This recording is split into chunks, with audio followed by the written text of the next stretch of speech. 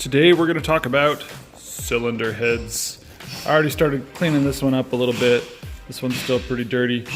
What we're going to do is first thing I'm going to do is get them stripped down. I've already got them mostly stripped down. I got to take this oil return from the turbo off this head. Pulled the sensor out of that one. But then I'm going to try to chisel off some of this extra carbon and just get them cleaned up, and then I'm going to check them for flatness. And that's important. We want to make sure that the head is flat, and if the head's not flat, then we'll have to send it out to a machine shop and have them flatten it. But if it's flat, what we're going to do is a different procedure than having them milled down, because we don't want to take any material off unless we absolutely have to, or at least we want to take off as little material as possible. So we're going to use a granite block and some very fine grit sandpaper just to polish it up and essentially clean off all the last of this gunk, and just kind of, it's just gunk. These are Subaru JDM version 7 STI cylinder heads. They're supposed to be pretty cool. They're supposed to flow pretty well. See the ports on them. Not massive, but they're not small. I'm gonna get all this gunk cleaned up as well. Should be a fun video. So when you put this on the granite block, this little bit of carbon that's built up there is gonna sit as a high point. So basically we wanna just get that off without scoring the head at all. So I'm using no pressure, so the razor blade won't go into the aluminum at all, just to take off those high points. You definitely wanna make sure that you don't get the blade out into the sealing area at all, not even a little bit. And there's a little bit of high point there, so what we'll do is try to get that off with a towel. And then to this one, same thing. I'm gonna make sure that the blade is fully in, and we're not gonna scratch the head. I'm just using the weight of the razor blade. It's basically sitting super lightly in my fingers, just letting its own weight just kind of get that little bit of carbon off. It's not enough on that side or that side to really matter. So now we're just going to spray a towel with some parts cleaner. Go ahead and just see if that cleans up a little bit better, and it's at least flat enough now to check for flatness on the granite block. So I'm just going to go around and try to clean off some of the dirt, and then we'll get it over to the granite block and see how flat it is. Alright, so I got them cleaned up a little bit more. You can see the intake ports are pretty clean. There's still a little bit of carbon on the exhaust ports, more so on the bank number 1 head, which is interesting.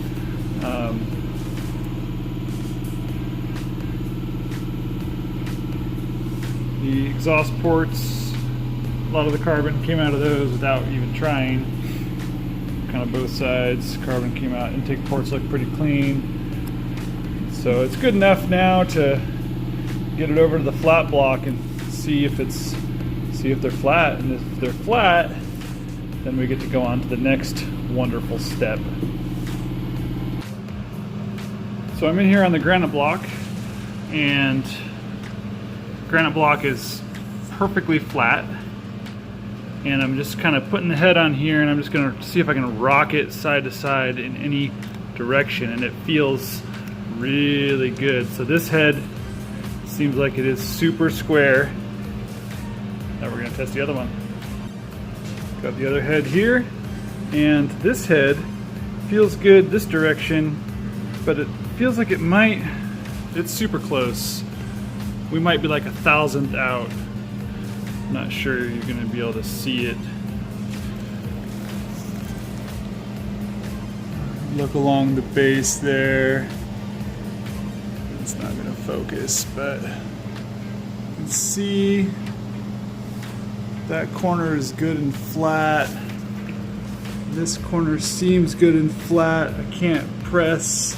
I think I might have just had some dust on it before. Yeah, it seems pretty flat, so we're going to go ahead and just sand these down to finish them and get them a good surface finish instead of doing a full machine. That way we don't lose any surface off the heads, which on the Subaru engines, because you have 2 cylinder heads, you know, one on each side of the block, if you take a few thousandths off one and the other, you know, you're multiplying by 2, and you have one timing belt that wraps around the whole entire thing. And so if you basically you have to be able to adjust that timing belt for the loss in head surface. And a couple ways you can do that is you can either run a thicker head gasket, which is technically a weaker head gasket, or instead you can run adjustable timing pulleys. This isn't my block. This is just a different customer's block. I'm here in the engine building room where there's, you know, multiple engines torn apart.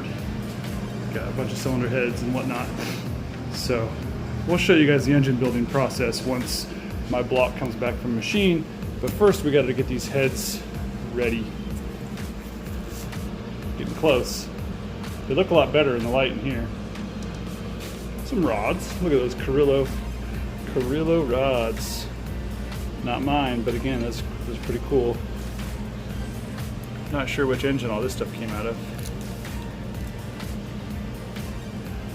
Fun parts. Here I am with the granite block. Got brand new razor blades, that's important. Got this new Rockstar Thermo. I don't know what it is. It's got a lot of caffeine, and it's got 1,000 milligrams of Baca aminos. I'm guessing that's like the new Swall Rockstar. So you can see there's some schmoo on this block. I want to clean this thing off. So we're just going to take a razor blade, and again we're just going to use the weight of the blade to kind of see if we can get some glue. I'll show you why there's glue on the block here in a second.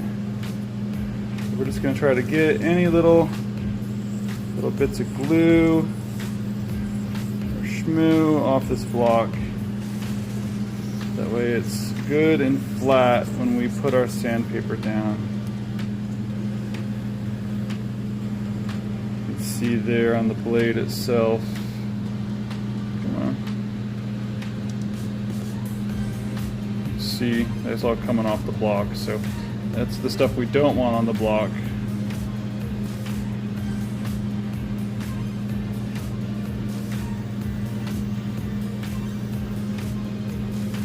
Get this guy good and cleaned off here.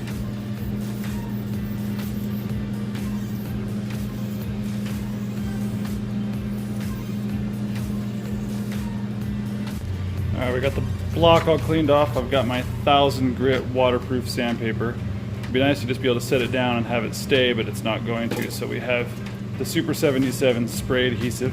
We're going to spray this on the back of the sheet, not on the block, and then we're going to lay the sheet on the block and get it smoothed out.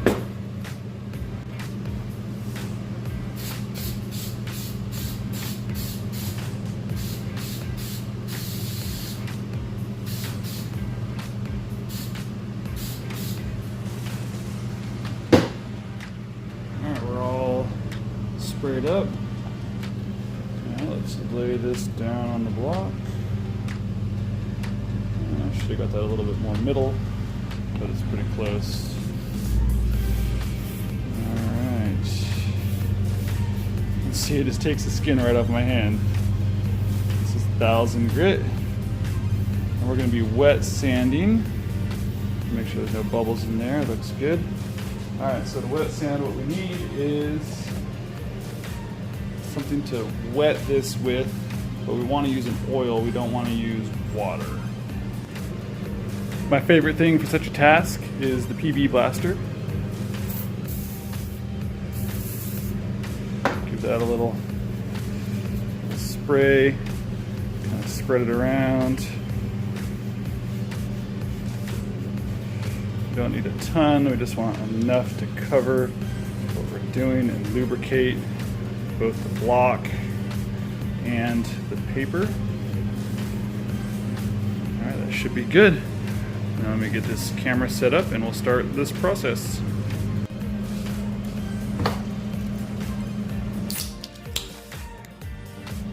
Oh yeah. Cylinder head on onto paper. And now we just wiggle it around a little bit. So you're just going to use the weight of the cylinder head. You're not going to push down, not going to add any extra weight. You're just going to let the cylinder head do the work.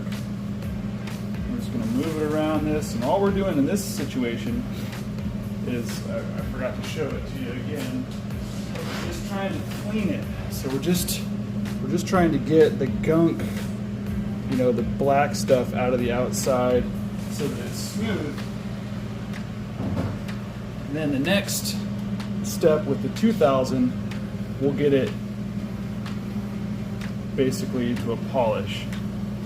You can already see that's all metal coming off it, so it's doing some work to it for sure.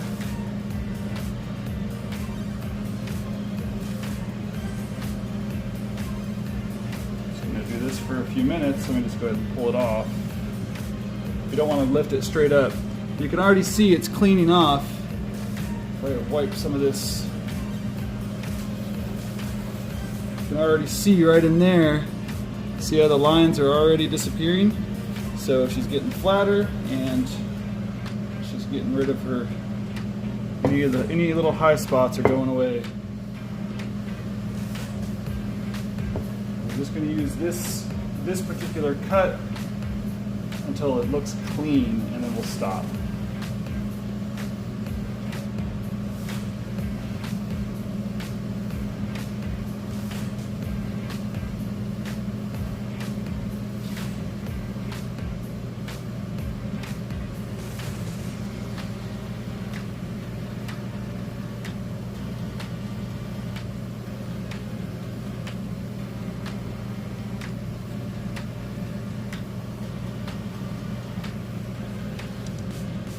As I said before, you can send your heads out and have a machine shop do this with a fly cutter, but you lose a lot more material that way.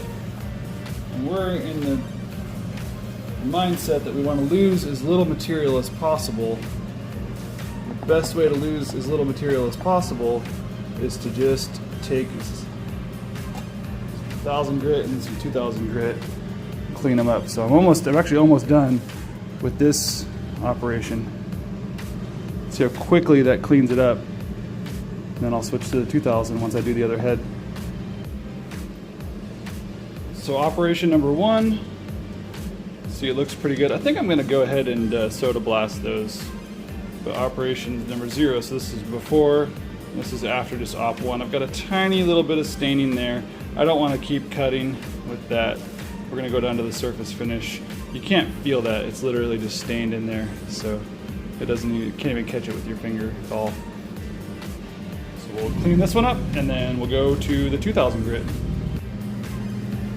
One thing I want to say as I do this is you can do this with any head, even one that you get back from the machine shop. So when they come in and fly cut it, their surface finish is going to be pretty rough.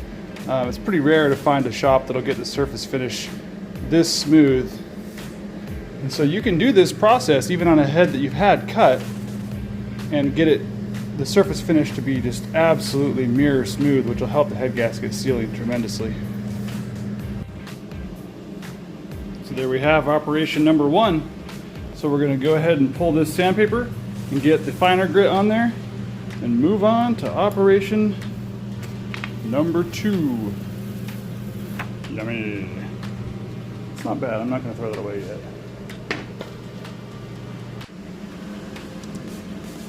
About halfway through op number 2 on this head. This head is still post number 1, so you can see like the scuffing, and then there's just barely any in this one. So we're cutting those down, which were from the 1000 grit. It is smooth. It's going to be beautiful. So probably doesn't look much different, but that's after the final of this operation number 2. If I wanted to get an even shinier finish, I could go with a 25 or even a 3000 grit if you could find it. Really get these mirrored up, but this should be plenty smooth to get an extremely good seal. The other thing is I haven't 100% decided yet. More than likely by the end of this video, you'll either see me O-ring these heads or not O-ring these heads, and that will be the final operation. I'm leaning towards O-ringing them right now. There are some cons to O-ringing, but the pros to O-ringing are pretty high. So look at that. I'm gonna go ahead and cut this one down to shiny and show you the finished product.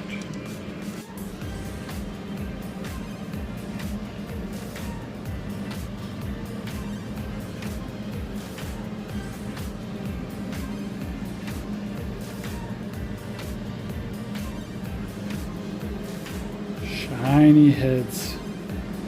Look at how shiny those heads are.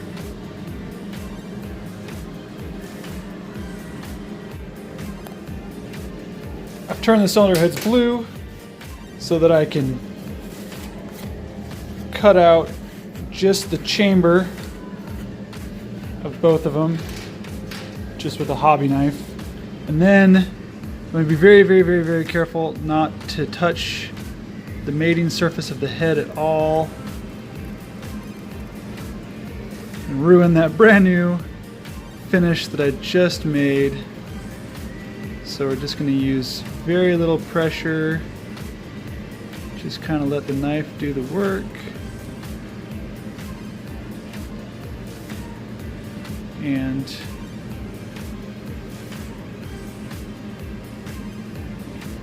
otherwise we have to surface them all over again.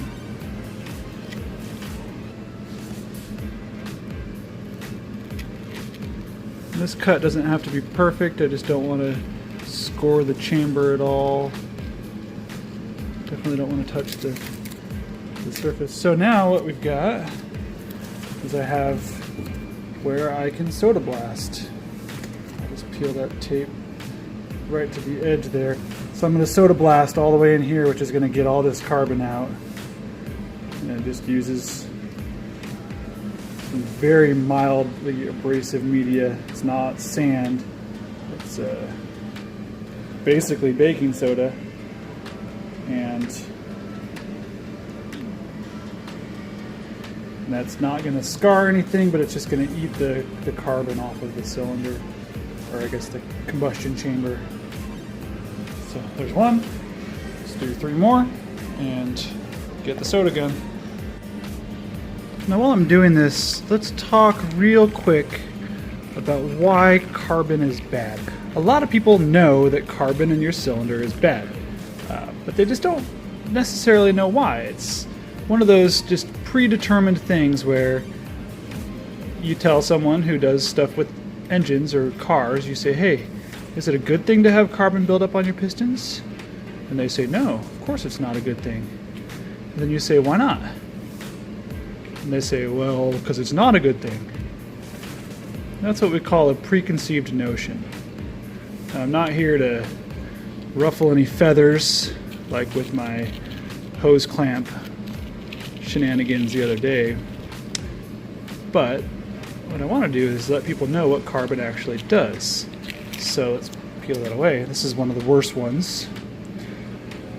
The problem with carbon is when you have a nice even combustion in the cylinder, you have fuel that comes in and air that comes in at the same time in one of these motors.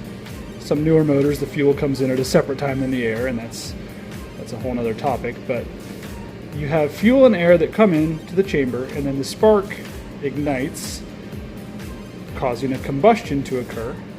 And when that combustion occurs, it occurs at a very specific time.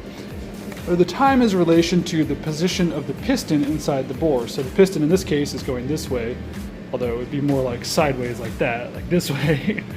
The top moment of the piston is called top dead center, or TDC. So when you ignite the charge, they call the charge the air plus fuel, you are doing that in relation to degrees before top dead center. So you start your combustion, say my piston is here, I'm going to start the combustion here, and the piston's going to continue to travel, essentially squishing that combustion causing more cylinder pressure until finally it's on the downstroke and all of that expanding gas pushes the piston back up. So that's a combustion event, and that's a pretty ideal scenario. So what happens when there's a whole bunch of carbon on that piston? Well, there's a lot of heat generated in there when you do that combustion event, and that heat can actually ignite the charge before we want it to.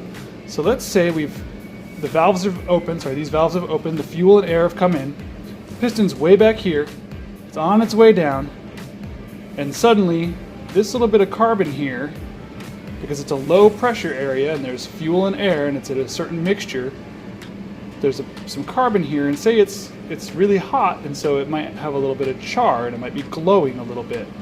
If that charge ignites before we wanted it to, that gas starts to expand rapidly as the piston is coming down, and there's all this space for the gas to expand.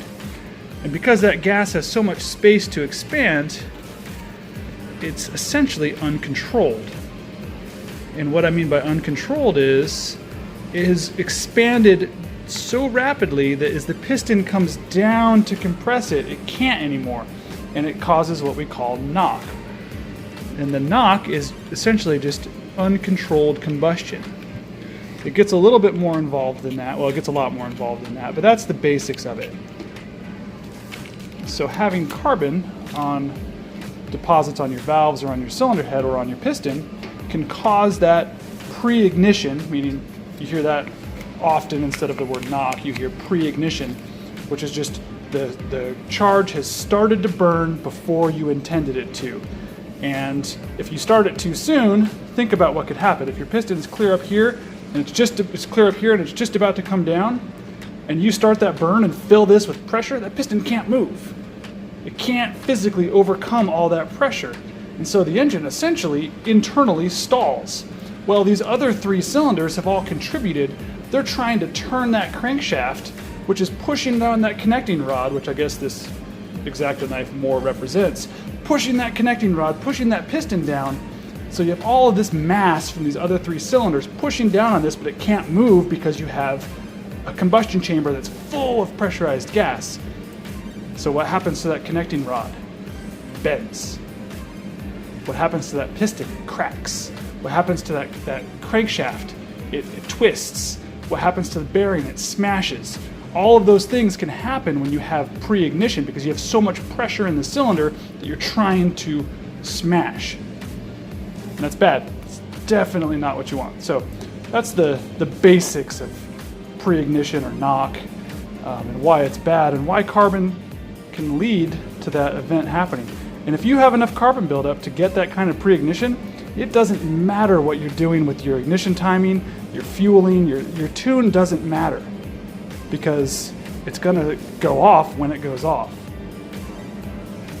And that's what we call uncontrollable pre-ignition, and it's bad news. You can be driving along at a low RPM, at a low speed, and scatter your motor. So, we're ready to soda blast. Sorry about the long explanation, but I felt like it was necessary. One of the biggest problems with soda blasting is that it makes an awful mess. So I'm going to try to contain my mess in a box, and hopefully, we'll see. If it makes too much of a mess, I might have to come up with another solution. I had to take it out to the other room because it made a dang mess, but because I didn't want to do it in the engine room here where it's pretty much a clean room. But you can see they're pretty darn clean. I'm going to try to hit the valves, the exhaust valves, just a little bit more. I'm going to need a deeper box, I think, because it's making a terrible mess. But look how clean those chambers are. You could eat out of those. Nom nom nom. And there they are, all cleaned up. Sorry I couldn't show that process. It just gets messy. Just messy. But they're pretty dang good. I've still got a tiny, let's see if I can even get it to focus there, right at the valve pocket. I could have pulled the valves and soda blasted all the way down them, but that's not where I'm really concerned about the carbon. You know, you can spend 1,000 hours setting up a motor if you want, but, you know, which we could. But I'd like to get this car back together sometime this year. So for the sake of just getting her done. That's what we've got. It's beautiful. Look at those cylinder heads. Version 7 STI, AVCS heads. Pretty good sized ports from the factory. Oh, I don't know if I mentioned it yet. We have springs and retainers. Titanium retainers. Oh, my nose is running from all that soda. These are Manley springs. It's a used set, but hey, take what you can get. Let's put these together.